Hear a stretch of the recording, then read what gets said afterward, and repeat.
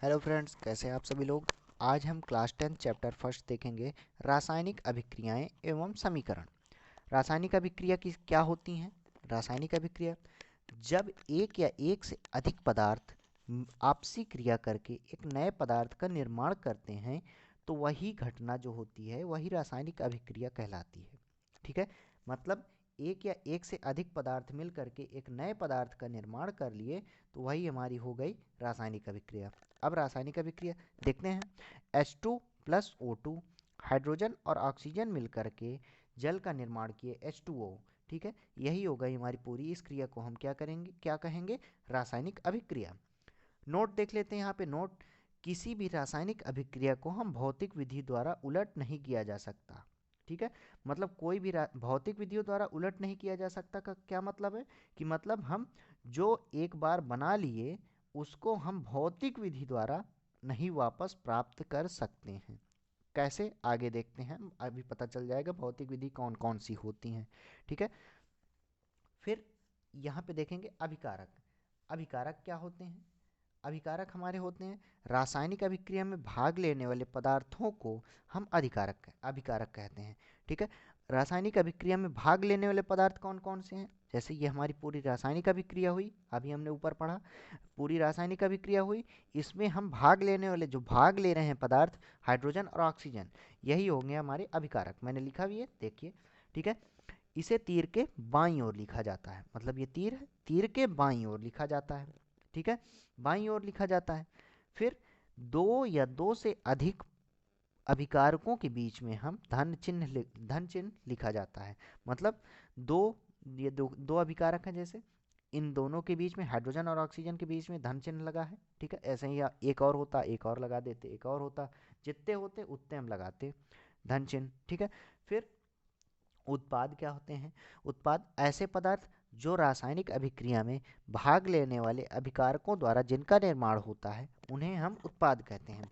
ऐसे पदार्थ जो रासायनिक अभिक्रिया में भाग लेने वाले अभिकारकों द्वारा, मतलब अब देखिए, भाग लेने वाले अभिकारक कौन से थे, ये अभिकारक हुआ, इनसे जो हमको मिला, इनसे जो मिल करके जो हमारा निर्माण हुआ, किसका हुआ, जल का, यही हो गया हमारा उत्पाद। जल हमको उत्पाद में मिला। अभिकारक कौन कौन से थे, हाइड्रोजन और ऑक्सीजन, ये इन्होंने क्रिया किया और हमको उत्पाद में क्या मिला, प्रोडक्ट में क्या मिला, जल मिला। ठीक है, फिर ये देखिए, अब भौतिक विधियां आ गई। भौतिक विधियां वाष्पीकरण, ऊर्ध्वपातन, आसवन, संघनन, यही चार होती हैं। वाष्पीकरण, ऊर्ध्वपातन, आसवन, संघनन, यही हमारी चार भौतिक विधियां होती हैं।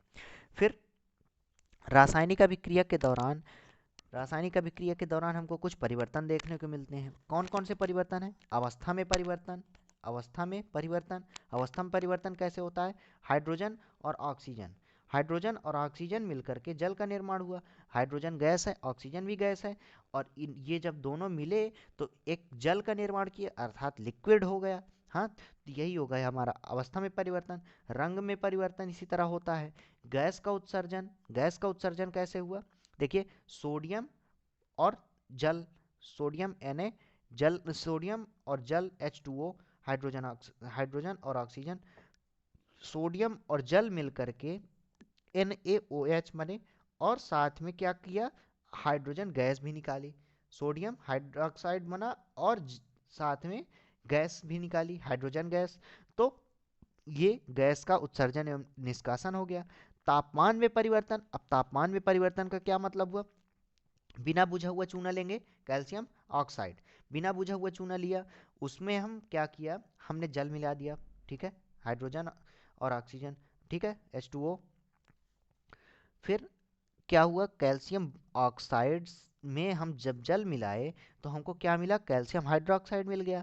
कैल्शियम हाइड्रोक्साइड से हम, और साथ में क्या निकली, ऊष्मा भी निकली।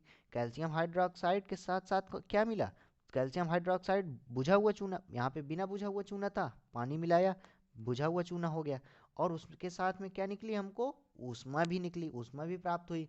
अब देखिए, ये अभिक्रिया, ऊष्मा प्राप्त हुई तो मतलब तापमान में परिवर्तन हुआ, तापमान में परिवर्तन हुआ, और जो बीकर जो जिसमें हम अभिक्रिया करवाए वो भी तो गर्म होगा ना, तापमान में परिवर्तन होगा तो वो भी गर्म हुआ। ठीक है, तो इसी का मतलब हो गया तापमान में परिवर्तन।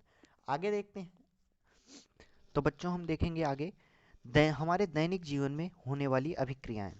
संक्षारण, संक्षारण भोजन का पाचन, दही का बनना, श्वसन, विकृत गंधिता। संक्षारण क्या हुआ, मतलब लोहे की छड़ है जैसे, उसमें भूरे रंग के जंग लग जाती है, भूरे रंग की परत चढ़ जाती है, वही हमारा हो गया संक्षारण। जंग लगना ही संक्षारण कहलाया। ठीक है। भोजन का पचना, इसमें भी रासायनिक अभिक्रिया होती है हमारे दैनिक जीवन में। दही का बनना, मतलब दूध से दही बना, वो भी हमारा रासायनिक अभिक्रिया हुई। श्वसन, विकृत गंधिता। अब विकृत गंधिता क्या होता है, विकृत गंधिता, विकृत गंधिता को थोड़ा सा समझेंगे कैसे। जैसे कोई वसायुक्त पदार्थ, तैलीय पदार्थ है, वो क्या करते हैं, ऑक्सीजन से अभिक्रिया कर लिए, अभिक्रिया करके वो खराब हो जाते हैं, उनमें महक आने लगती है। जैसे क्या होता है कि आप देखते हैं 5 रुपए 10 रुपए वाली नमकीन जो होती हैं, उसमें क्या होता है, पैकेट में नाइट्रोजन गैस भरी होती है। अब नाइट्रोजन गैस भरी होती है, जिससे क्या होता है, ऑक्सीजन अंदर प्रवेश नहीं कर पाती है, और ऑक्सीजन अंदर से प्रवेश नहीं कर पाई तो वो खराब नहीं हुआ, इसीलिए वो कई कई दिनों तक टिकी रहती है। अगर ऑक्सीजन से अभिक्रिया कर लेगी तो खराब हो जाएगी, तो उसी उसी अगर खराब हो गई तो वही हमारा विकृत गंधिता हो गया। ठीक है। अब रासायनिक समीकरण देखेंगे। रासायनिक समीकरण क्या होता है, किसी रासायनिक अभिक्रिया के अभिकारकों एवं उत्पादों के प्रतीकात्मक निरूपण को रासायनिक समीकरण कहते हैं। ठीक है। रासायनिक अभिक्रिया के अभिकारकों एवं उत्पादों, ये अभिकारक हो गया और ये उत्पाद हो गया, इसके सभी जो भी पदार्थ होंगे उसको प्रतीकात्मक निरूपण करके, मतलब उनके प्रतीकों को, सिंबल को दर्शा देंगे, तो वही होगा हमारा रासायनिक समीकरण होगा। ठीक है। इसमें तत्वों के प्रतीकों के साथ उनकी भौतिक अवस्थाओं को भी दर्शाते हैं। ठीक है। अब कैसे, मैग्नीशियम रिबन को वायु ऑक्सीजन में दहन कर मैग्नीशियम रिबन को प्राप्त करना। अब ये तो हमारी देखिए रासायनिक अभिक्रिया को ही, उसके फॉर्म को हम छोटा करके लिख देते हैं, रासायनिक अभिक्रिया को हम क्या करते हैं, उसके सिंबल को निरूपित करके हम लिख देते हैं। अब रासायनिक अभिक्रिया ये हो गई, रासायनिक अभिक्रिया तो ये है, लेकिन हम क्या करेंगे, हमेशा उसको रासायनिक समीकरण मतलब प्रतीकात्मक रूप में हमेशा लिखते हैं। अब ये थोड़ी ना लिखेंगे, अब मैग्नीशियम रिबन है जैसे, तो मैग्नीशियम Mg, ठीक है, मैग्नीशियम और वायु, अब यहाँ पे मैग्नीशियम थोड़ी ना लिखेंगे और ना यहाँ वायु लिखेंगे, ऑक्सीजन लिखेंगे। हाँ, ऑक्सीजन भी नहीं लिखेंगे, ऑक्सीजन का प्रतीकात्मक जो रूप होगा ओ, उसको हमने लिख दिया, तो ये मिल करके क्या बना, मैग्नीशियम ऑक्साइड। ठीक है। जैसे यहाँ पे देखिए आयरन Fe, आयरन का Fe होता है, Fe लिखा, और कॉपर सल्फेट, ये मिलकर के क्या हुआ, आयरन सल्फेट। ठीक है, आयरन सल्फेट हो बना लिया और कॉपर अलग कर दिया, इसको हम फेरिक सल्फेट भी बोल सकते हैं। ठीक है। तो फेरम सल्फेट। फिर अब देखेंगे आगे हम sodium sulphate Na2SO4, sodium sulphate मिल करके किससे अभिक्रिया किया, बेरियम क्लोराइड से, बेरियम क्लोराइड। अब सोडियम सल्फेट NaCl बन गया, ठीक है, एक NaCl बनाया और BaSO4, ठीक है, बेरियम क्लोराइड, ये बेरियम सल्फेट बनाया। हाँ, अब देखिए यहाँ पे ये जो नोट पॉइंट था, इसमें क्या देखा हमने कि इसके प्रतीकों के साथ उनकी भौतिक अवस्थाओं को भी दर्शाते हैं। अब भौतिक अवस्था कौन सी दर्शाना है, भौतिक अवस्था मतलब उनकी अवस्था क्या है। जैसे ये देखिए सॉलिड, सॉलिड, सॉलिड, अब मैग्नीशियम सॉलिड था, ठोस था, हमने S लिख दिया। लिक्विड था, हमने लिक्विड होता तो हम लिक्विड लिख देते। ठीक है।